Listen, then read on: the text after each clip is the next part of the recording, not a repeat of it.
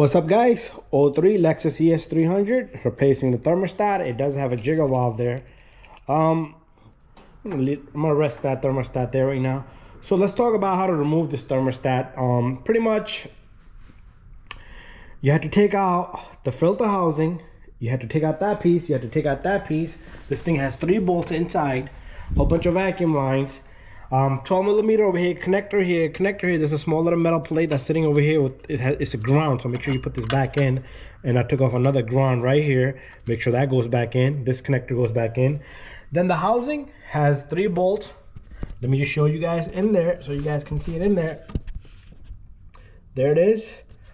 Other than that, this thing you have to pull out, but throw some WD-40 right inside this neck right here, clean it up really well, and to put it back in.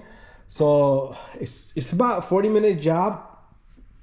You do have to drain the antifreeze. You are gonna lose some through the thermostat because it's gonna have a bucket in there, so some of the coolant will not come out because this is blocking. It's like a pathway, but it will come out through one of the pipes there.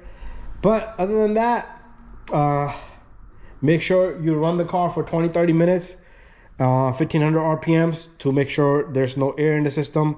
But anyways, this little guy goes in, and this does have a coolant temperature sensor sitting right there, so that checks the sensor temperature there. Other than that, everything is nice and clean, and this shouldn't be a difficult job for you guys to do. So there it is, the thermostat on a Lexus ES300. It does look kind of complicated, but it's not so complicated as long as you take your time and do it right.